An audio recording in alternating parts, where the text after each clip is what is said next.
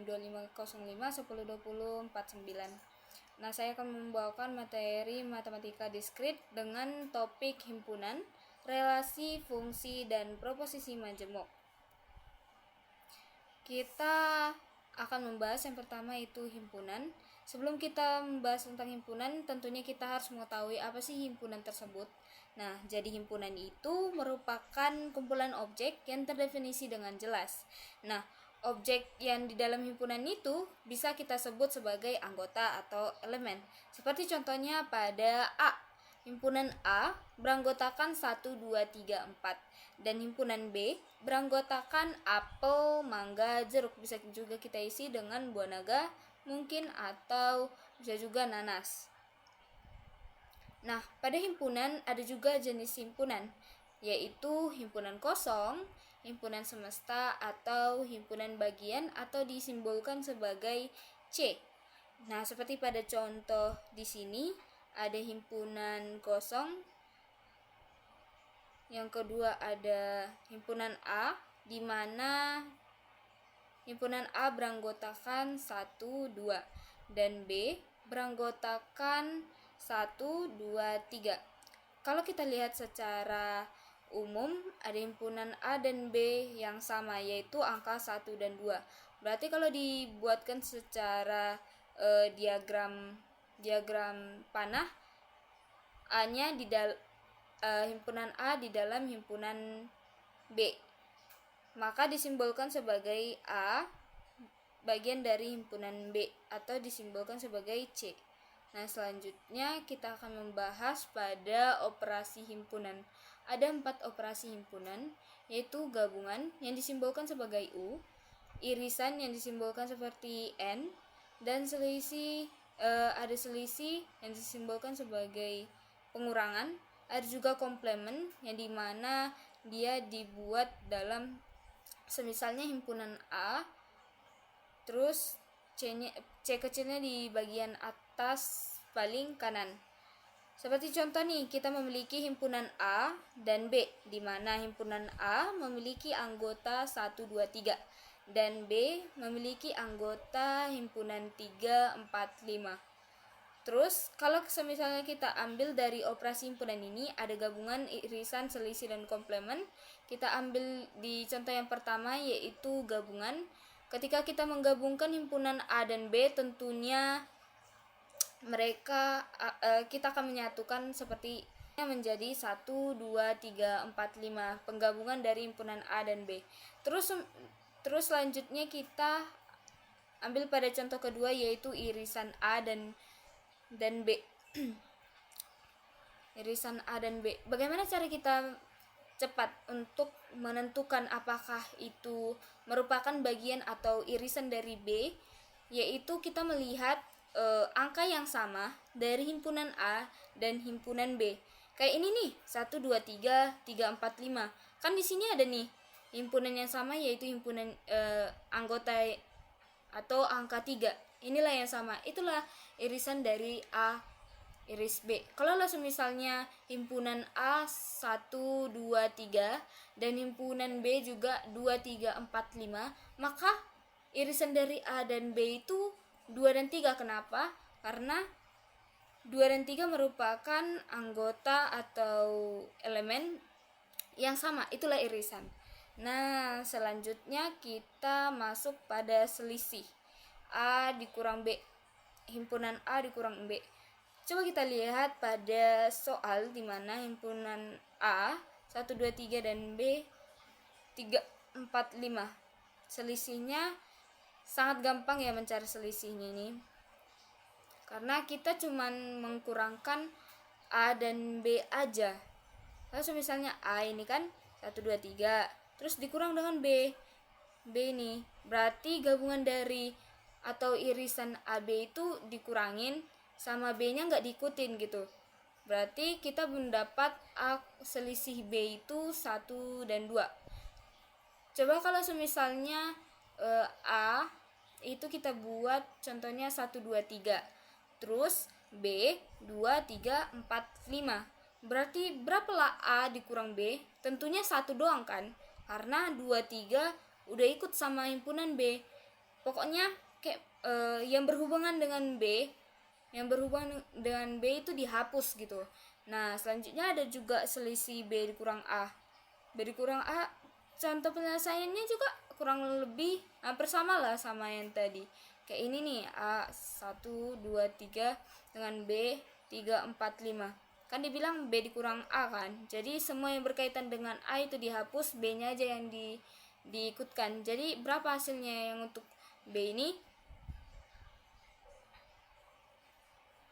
Selisih B dikurang A yaitu 4 dan 5. Oke, selanjutnya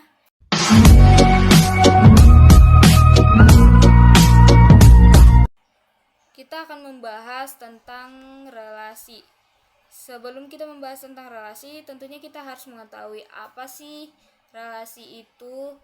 Nah, kalau secara harfiah kita kan mengetahui bahwasanya relasi itu yang berkaitan atau yang berhubungan gitu.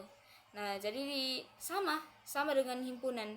Relasi itu ada hubungan antar dua himpunan atau lebih. Terus ada juga representasi relasi.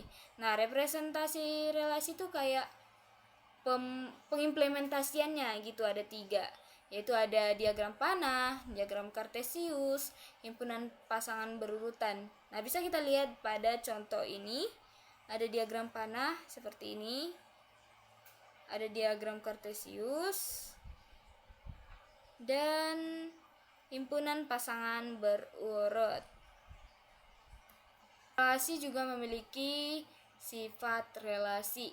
Ada 3 sifat relasi yang dapat kita pelajari. Yang pertama, refleksif. Jadi refleksif itu apa? Jadi refleksif itu adalah ketika setiap anggota berpasangan dengan dirinya sendiri. Kayak misalnya Andi dengan Andi, Cindi dengan Cindi. Kalau direpresentasikan dengan angka, dia seperti 1 dengan 1, 2 dengan 2, 3 dengan 3. Jadi dia bercermin gitu. Apa yang dicerminkan itu yang dipantulkan, ya. Terus selanjutnya ada sifat yang kedua, yaitu simetris. Kenapa kita bilang simetris? Simetris itu kayak semisalnya kebalikan lah ya. Boleh kita bilang kebalikan, kayak A ke B. Jadi kebalikannya apa? B ke A gitu. Kalau kita merepresentasikan ke dalam angka itu seperti 1,2, jadi dan 2,1, bisa juga 3,2 atau 2,3 gitu. Terus ada juga yang ketiga yaitu transitif. Jadi transitif itu artinya bersambung gitu. Kayak semisalnya nih, kalau A B dan B ke C, maka A menghantarkan ke C. Kayak misalnya nih, himpunan anggota 1, kedua, himpunan kedua, ketiga, maka bisa kita simpulkan bahwasannya 1 menghantar ke 3.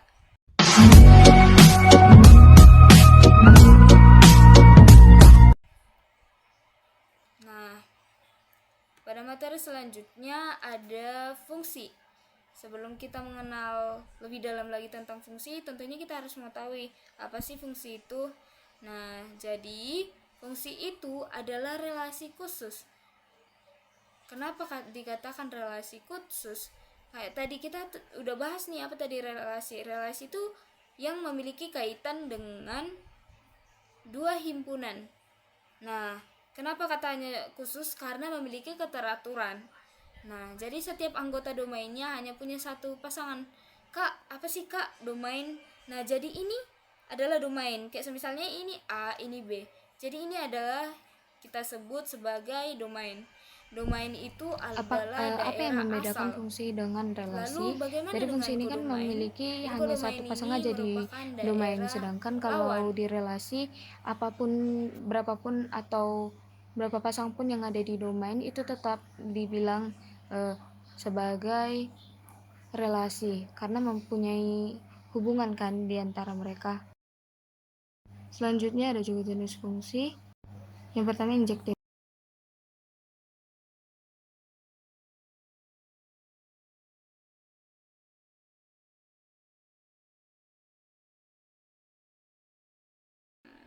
Apa sih injektif? Jadi, injektif itu dapat kita katakan ketika setiap domainnya punya satu pasangan yang ada di daerah kodomain. Domain memiliki tepat satu pasangan di daerah kodomain. Nah, itu namanya injektif. Terus selanjutnya ada surjektif. Surjektif itu semua elemen kodomainnya di sini ini nih memiliki pasangan di domain. Terus ada juga bijektif. Apa sih bijektif itu?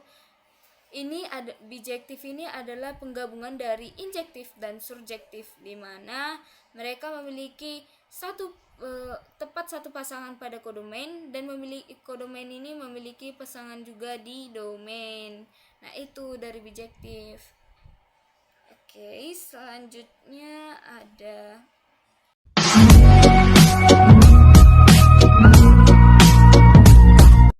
proposisi. Nah, apa sih Kak proposisi itu? Jadi, proposisi itu kalimat yang benar atau salah.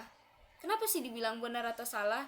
Jadi, dia itu memiliki sebuah kebenaran yang harus dipastikan gitu.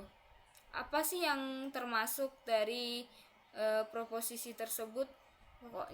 Seperti contoh 2 tambah 2 sama dengan 4, apakah itu bernilai benar dan salah, itu termasuk proposisi, karena bisa kita teliti atau bisa kita buktikan secara nyata apakah itu bernilai benar atau tidak. Terus ada jenis proposisi. Yang pertama itu proposisi sederhana dan proposisi majemuk. Namun yang kita bahas ini adalah proposisi majemuk.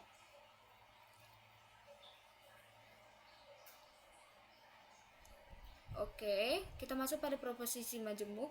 Sebelumnya aku akan menjelaskan apa itu proposisi majemuk. Jadi proposisi majemuk itu gabungan dari dua atau lebih proposisi yang sederhana yang dihubungkan oleh operator logika. Jadi apa sih operator logika, gimana sih yang digunakan? Yang biasanya gitu. Operator logika yang digunakan biasanya ada negasi atau dibuat dalam operasi logika atau not atau tidak. Ada juga konjungsi kayak N yang seperti ini. Terus ada juga disjungsi seperti V. Ada implikasi jika maka dan biimplikasi jika dan hanya jika.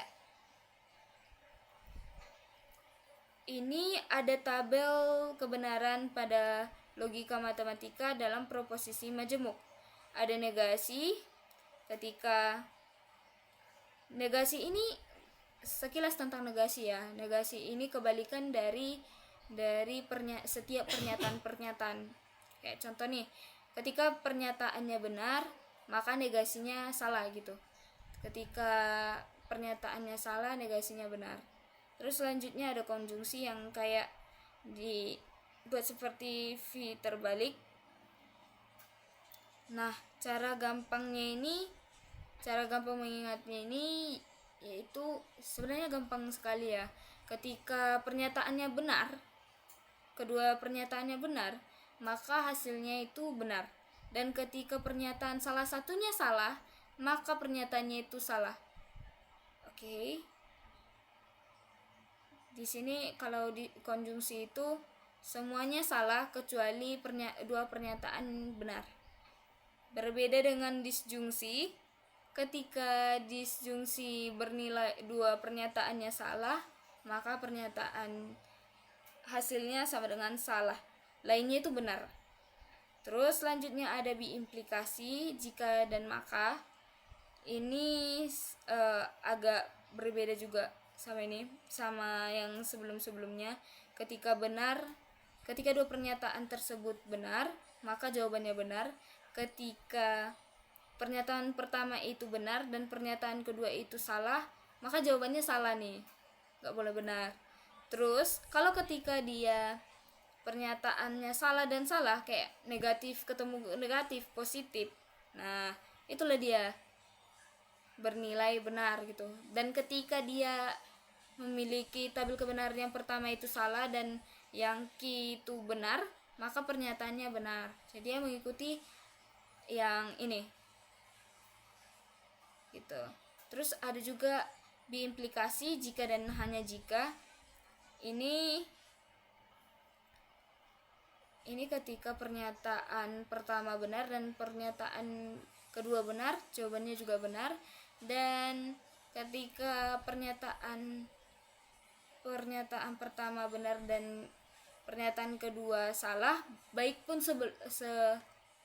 sebaliknya pernyataannya itu salah.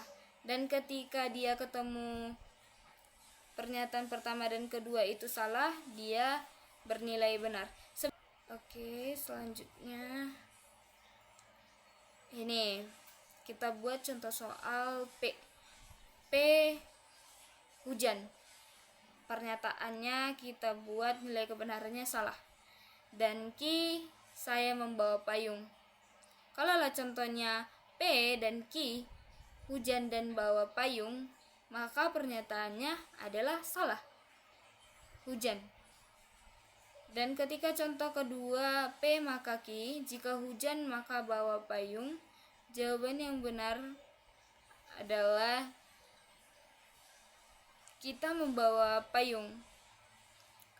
Terus pada contoh ketiga P maka Q, kita lihat pada tabel kebenaran yang sebelumnya, hujan atau saya membawa payung, ketika pernyataan satunya salah dan pernyataan duanya benar, ketika ada dalam tabel kebenaran bisa kita lihat bahwasannya ketika kita melihat di dalam tabel disjungsi, kalau salah satu dari pernyataannya benar berarti jawabannya adalah benar. Karena di sini salah satunya ada yang benar, saya bawa payung, maka jawabannya adalah saya bawa payung. Nah, sekian dari presentasi saya. Hari ini dan tugas praktik saya pada matematika diskrit. Saya mengucapkan terima kasih.